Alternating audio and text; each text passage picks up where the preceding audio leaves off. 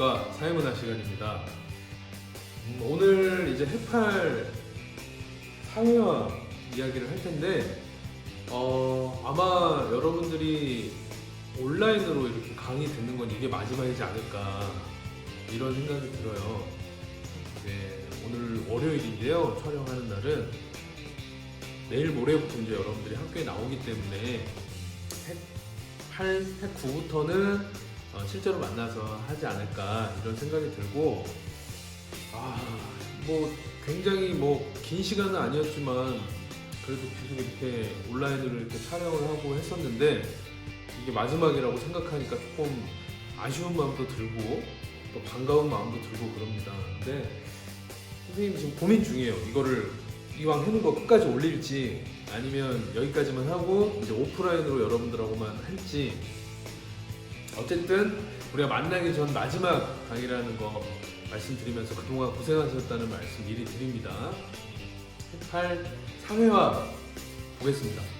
자, 우리는 핵 7에서 개인과 사회의 관계를 어떻게 볼 거냐, 그래서 실제론, 명목론 이런 내용으로 공부를 했습니다. 그래서 이제 개인하고 사회 관련된 두 번째 주제는 뭐냐면 바로 이 사회화라는 건데요. 인간이 어떻게 이 사회 안에서 살아가면서 이 사회 구조 안에 물들고 사회 구조 안에서 이 사회에 어울리는 사람이 돼가는 과정, 이거는 이제 우리가 사회화 이런 느낌으로 보면 좋을 것 같은데, 내용은 간단합니다. 간단하고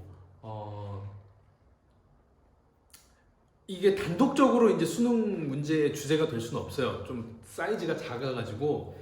그래서 이제 핵 9까지 같이 보고 나서 수능 기출 문제를 한번 보면 될 것 같은데요. 좀 가벼운 마음으로 사회화가 어떤 건지, 의미가 뭔지만 포인트를 두고 한번 보도록 하겠습니다. 자, 사회화의 의미다라고 한다면 이렇게 보면 될 것 같아요.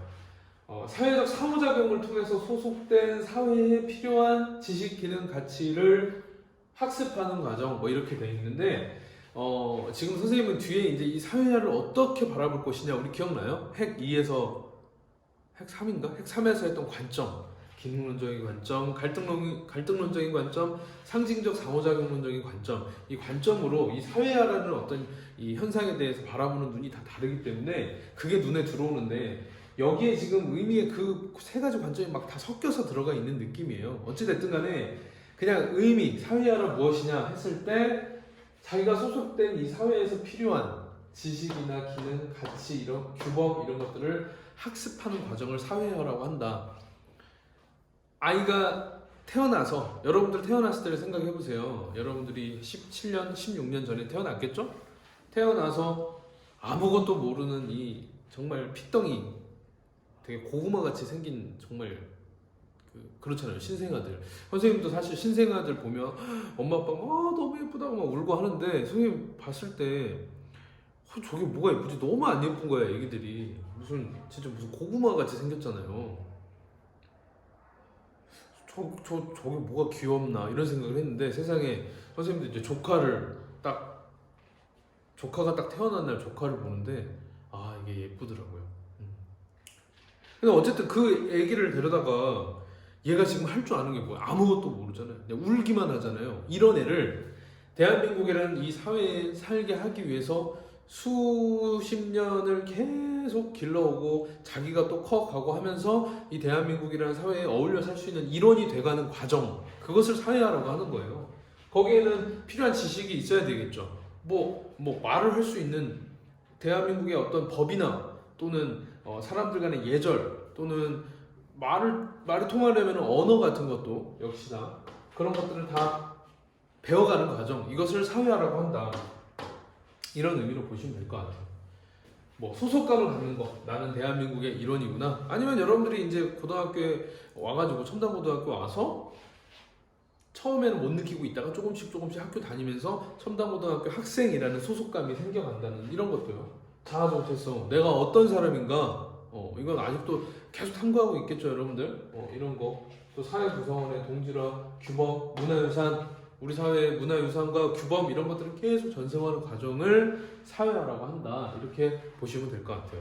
그래서 이 사회화하고 조금 사회화에 좀 응용되어 있는 개념들 세 가지를 좀 공부를 하고 넘어가면 좋을 것 같은데, 앞에 예기사회와 탈사회와 제사회와 이렇게 붙어 있어요.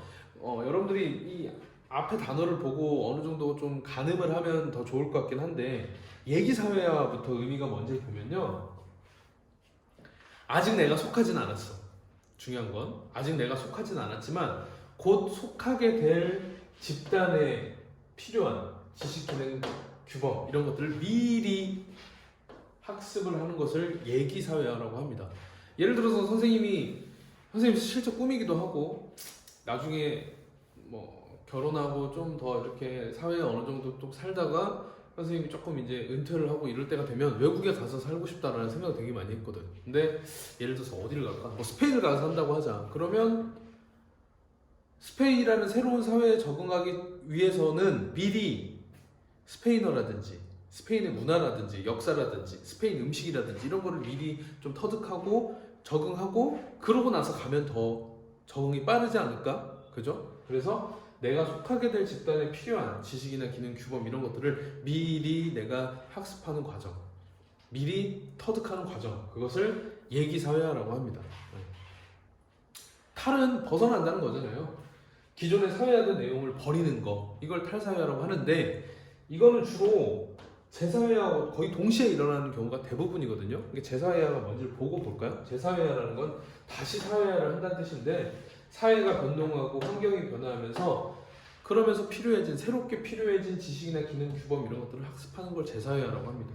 예기사회화하고 제사회화하고 약간 느낌이 비슷할 수 있는데, 제사회화하고 예기사회화를 굳이 비교하자면 제사회화는 내가 아무 생각도 없이 아무 준비도 없이 스페인 땅에 와버린 거야.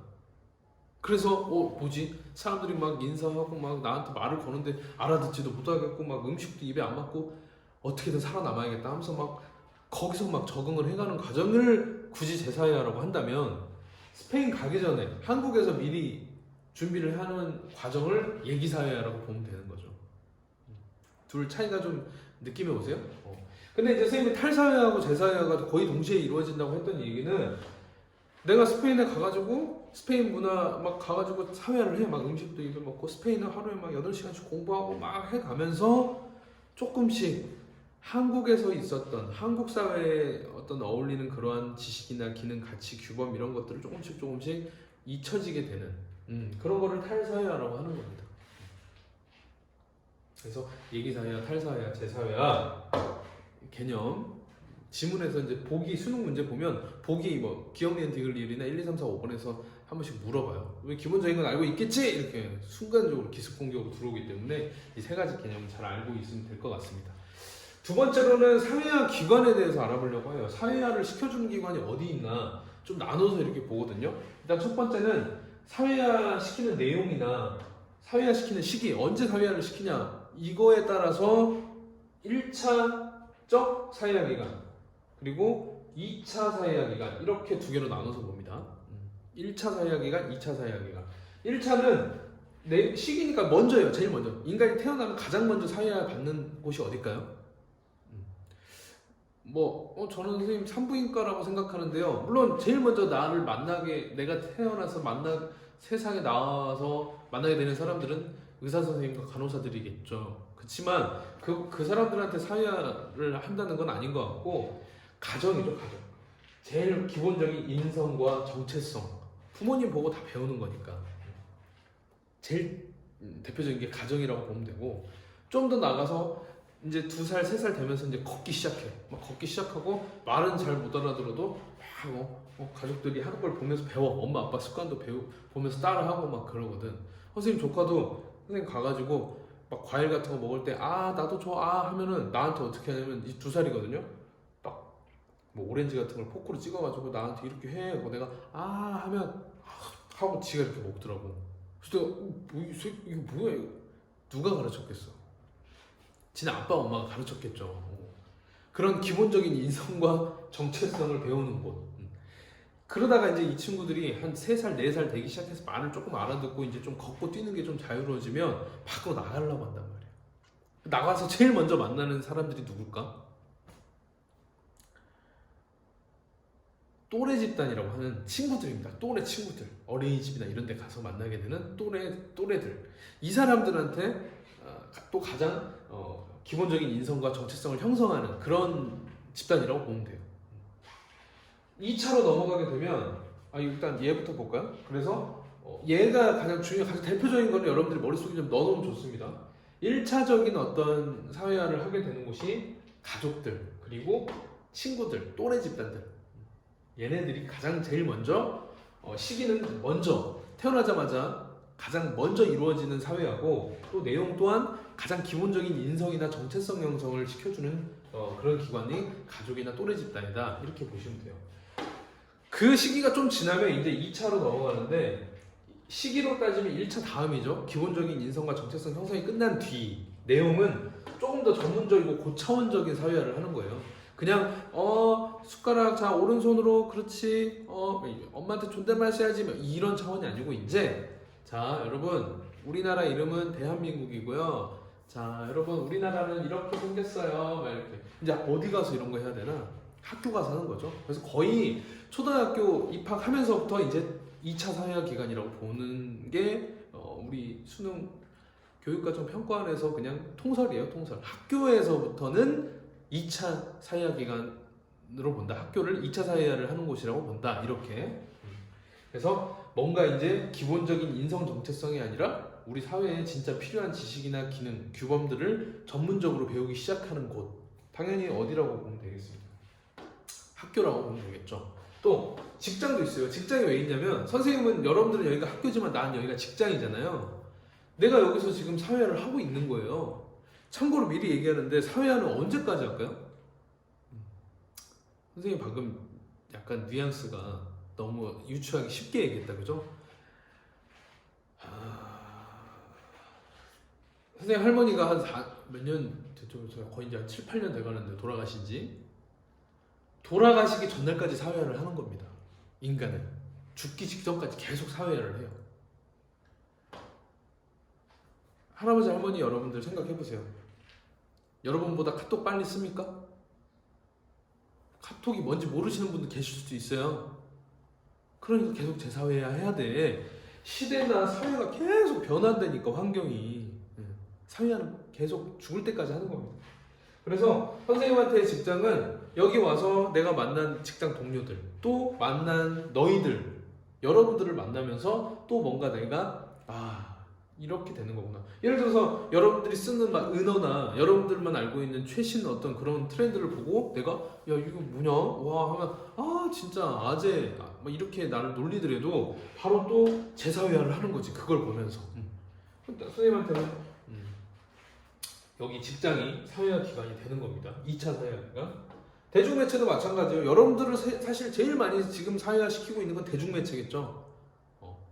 유튜브를 비롯한 TV 매체들, 영화, 음악을 들을 수 있는 음악 어떤 스트리밍 서비스 모두 다 여러분들을 사회화 시키는데 제일 일조하고 있는 게 대중매체예요. 이런 것까지 이해하시죠? 이렇게 내용이나 시기에 따라서 1차, 2차로 나눌 수 있다는 점. 자, 두 번째는 뭘로 구분할 수 있냐면, 그 기관을 설립한 목적이 뭐야? 이걸로 두 개를 나눌 수 있어요. 그래서 공식적인 사회화 기관이냐, 이 밑에는 뭘까요? 비공식적인 사회화 기관이, 이렇게 나눌 수 있습니다. 포인트는 이거예요.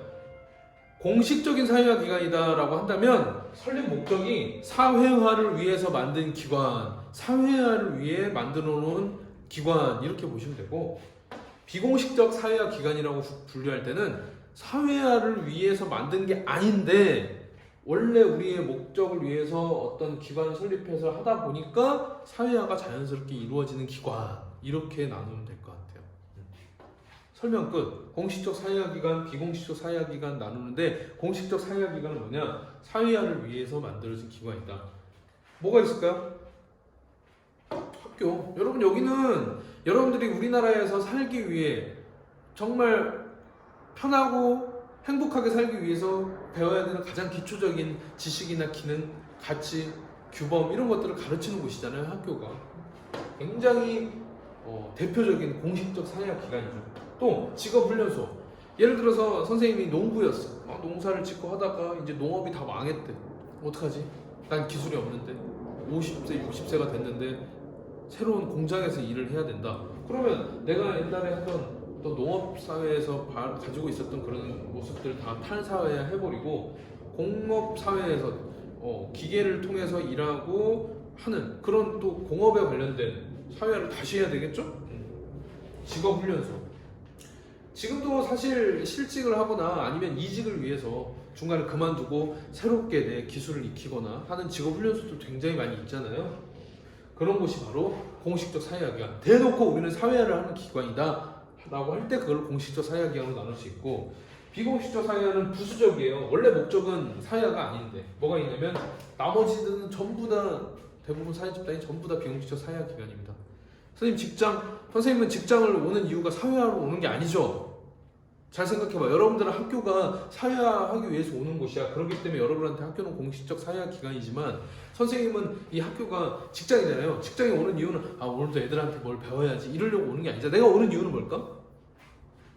정말 당연하게 얘기하면 내 직장이니까 돈 벌어야 되니까 오는 거잖아요. 그래서 오늘도 얼마를 벌어야지 하고 왔는데 와서 내 일을 하다 보니까 자연스럽게 사회화가 되는 거지. 선생님한테는 비공식적 사회화 기관이 되겠죠. 이 첨단고등학교가. 설립 목적에 따라서 이렇게 나눈다는 점. 자, 중요한 거 이제 관점으로 넘어가겠습니다. 사회화를 어떻게 봐? 이런 준혁 어머님님의 주소가 없는 것 같아요. 연락처 앱에서 추가하실 수 있어요. 준혁이 어머님이 갑자기 사회화라는 이 현상을 어떻게 바라볼 건가? 우리 공부했었던 기능론, 갈등론, 상상론 관점으로 보자는 거예요. 일단 얘들아 이거 보기 전에 기능론에 볼 때는 이걸 어떻게 볼까? 굉장히 훌륭하다고 박수치면서 보는 거예요. 왜?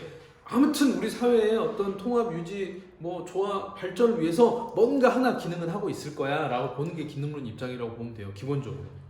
반대로 갈등론은 아니야. 이거는 누구의? 지배집단 얘기 나와야 됩니다. 지배집단의 농간이야 이런 느낌으로 봐야 되고, 상징적 상호작용론은 사회구조 얘기 좀 하지마. 무슨 구조 이야기야. 개인들 간에 상호작용하는 게 중요한 거지. 그걸 봐야지. 이런 느낌으로 가는 거라는 거 알고 들어가시면 됩니다. 일단 기능론이라고 한다면 우리에게 너무 익숙한 단어들이 나옵니다. 유지, 존속, 발전을 위해서 개인을 사회에 통합시키는 거다. 사회구조가 잘 굴러가기 위해서, 우리 몸이 완벽하게 잘 굴러가게 하기 위해서 폐라는 이 일부 개인한테 야, 폐 네가 하는 일을 알려줄게. 너는 산소를 넣었다가 뺐다가 커졌다 작았다 이 역할만 열심히 하면서 몸에 산소가 잘 돌아갈 수 있게 역할을 해주면 돼. 그래서 폐한테 건강한 폐를 만들어주는 것, 이게 사회화라는 거죠. 가장 사회화를 대표적으로 얘기한 기능론자들 중에 이름 여러분 들어봤죠? 뒤르겜, 파슨스, 이 사람들의 이론이 있습니다. 뒤르겜이 한 얘기예요. 사회화가 뭡니까 뒤르겜 선생님? 사회 통합을 위해서 이런 단어에 항상 포인트를 두시고, 보편적인 규범, 도덕, 가치관을 형성하는 과정이다. 그러니까 우리가 지금 사회의 정의를, 의미를 봤을 때 기능론적인 색깔이 가장 많이 들어가 있다는 느낌 받으실 거예요. 사회 통합을 위해서 보편적인 규범, 도덕, 가치관을 형성시키는 거다. 파슨스라는 미국의 사회학자는 이렇게 설명을 했습니다. 이명 공부했던 생각이 나는데, 문화체계가 사회체계로 또 그게 인성체계로 들어간다. 이 화살표가 이렇게 되어 있는데, 사회체계 요구에 맞게 행동하는 과정. 그러니까 일단 여러분들이 여기서 수동적이라는 느낌을 일단 들어야 돼요. 수동적으로. 상상론하고 대비되게 사회 구조에 맞춰져서 인성이 맨 마지막에 있잖아요. 이 뭔 느끼냐면 이런 거예요. 여러분들 고등학생들이 왜 공부를 열심히 할까? 열심히 하는 모습에 대해서 선생님이 예를 든다면 문화체계. 대한민국은 공부를 열심히 해가지고 인생 역전을 할 수 있는 나라야. 서울대학교를 비롯한 수도권의 유명한 대학에 인류 대학을 나와야 훌륭한 사람이 된다는 문화가 있어. 우리나라에 있잖아. 그게 사회체계에 영향을 줍니다. 어떻게 영향을 주냐? 우리 사회에서 인류 대학에 가야 행복하고 성공하는 삶이라는 이런 문화가 사회체계에 받아들여져서 우리 사회에는 고등학생들이 공부하는 어떤 교육과정, 또 학원들, 강남에 수많은 입시 학원들, 이런 것들이 제도로 다 정비가 되어 있어. 합법적으로 할 수 있도록. 그게 바로 결국은 여러분들 고등학생들에게 인성에 영향을 주는 겁니다. 응? 나 고등학생인데? 우리 이런 문화가 있어? 이런 사회 체계가 다 갖춰져 있네? 나 공부 열심히 해야지. 이렇게 여러분들 머릿속에 다 집어넣고 있다는 거예요. 내가 왜 공부를 해야 되지? 우리 사회 문화 체계가 저 대학도 안 나오면 사람 취급 못 받아. 이렇게 머릿속에 들어와 있기 때문에 그 사람이 공부를 열심히 하게 된다. 이렇게 사회화 되는 거다라는 게 파슨스의 생각입니다. 일리 있죠. 굉장히 사회 체계 요구에 맞게 행동하는 과정이 바로 사회화다. 사회화가 뭐 다른 거 있어? 그런 느낌인 거죠. 갈등론 느낌으로 한번 가볼까요? 웃기지 마. 기득권 얘기했습니다. 이미 권력을 갖고 있는 사람들, 그리고 지배 집단, 소수의 지배 집단들이 자신들의 이익을 확대하고 강화하기 위한 수단에 불과한 거야. 무슨 말인지 이해가죠? 이것도 물론 기능론 갈등론을 묶어서 아무튼 개인이 사회화를 수동적으로 하는 느낌을 여러분들이 갖고 계셔야 됩니다. 거시적 측면이잖아요. 사회 구조가 개인들한테 어떻게 사회화를 시키는 거냐면, 갈등론 입장에서는 일부 기득권들과 소수의 지배 집단들이 다수의 사람들을 말 잘 듣고 불만을 갖지 못하게 하기 위해서 규범, 이 규범은 누가 만든 규범이라고 믿고 있지? 일부 소수의 사람들, 힘 있는 사람들이 만들어 놓은 이 규칙을 따르도록 강제하고 있는 과정일 뿐이야 라고 보는 게 갈등론 입장이에요. 결국 이렇게 하면 기존의 권력 구조가 계속 그대로 생산될 수밖에 없는, 예전에 한번 관점 얘기할 때 한번 얘기했습니다. 갈등론에서 사회를 약간 이런 식으로 봅니다. 공통점이라고 한다면 개인은 어떻게 움직인다? 사회 구조가 어떻게 하느냐에 따라서 수동적으로 움직이고 있다. 상징적 상호작용은 다르겠죠? 니네 둘이 헛소리 하지 마. 어떻게 일방적으로 학습을 한다고 하냐? 그런 거 아니야. 어떤 개인하고 다른 사람이 상호작용하면서 만들어지는 거다. 굉장히 일리 있는 얘기예요. 사회화라는 거는 우리 여러분들이 생각해요. 어려서 태어나서 여러분들이 살아가면서 사회화가 된 거는 쭉 주변 사람들이나 어떤 사회 제도 구조에 수동적으로 영향을 받아서 그냥 나는 이런 사람이 되었다, 이게 아니라 내가 직접 능동적으로 다른 사람과 상호작용하고 느끼면서 나도 변해가고 상대방도 변해가면서 서로 변해가니까 또 같이 맞물려서 변해가고 하면서 내가 이 사회에서 필요한 지식, 기능, 가치 이런 것들을 내가 공부하게 된 거지, 내가 언제 수동적으로 가만히 있었는데 다 넣어줬냐, 이런 느낌인 거지.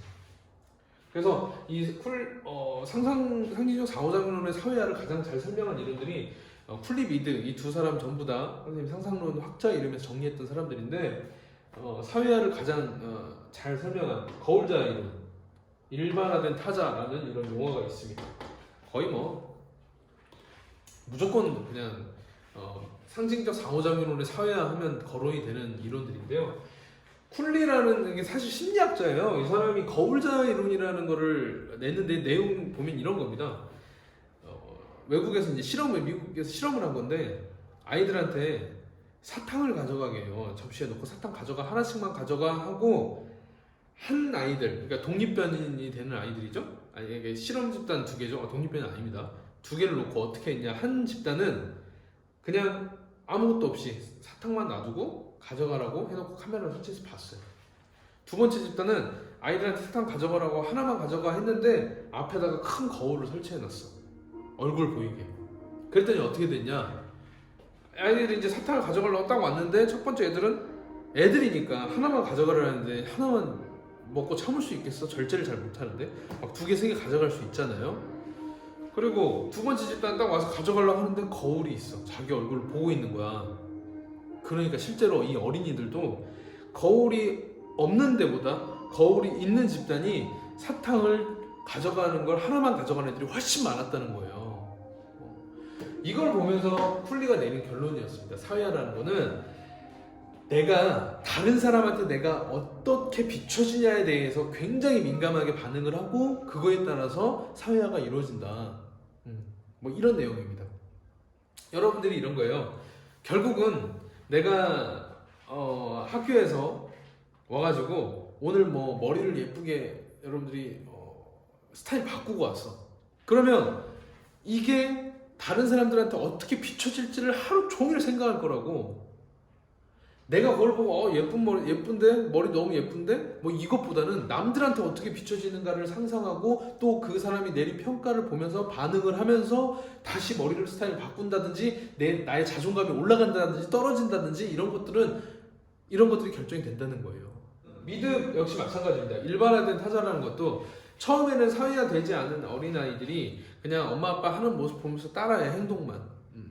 그러면서 조금씩 커가면서는 이제 뭘 하냐면 애들이 그걸 보면서 엄마 아빠 자기가 엄마하고 또 친구를 아빠 시켜가지고 여보 하면서 막 소꿉놀이를 해요. 막 역할을 막 따라하는 모방 단계까지 가요. 그러다가 결국은 우리 사회에 엄마라는 거, 아빠라는 거, 선생님이라는 거, 친구라는 거 이런 어떤 일반화되어 있는 다른 사람의 마음을 이해를 하면서 결국은 다른 사람 상호작용을 통해서 내가 어떤 사람이 되어야 되는지를 생각하게 되는 그렇게 사회화가 된다는 내용입니다. 그래서 이 두 명의 상징적 상호작용을 느낌의 사회화까지 알아두시면 될 것 같습니다. 이렇게 해가지고 핵 8은 끝날 것 같아요.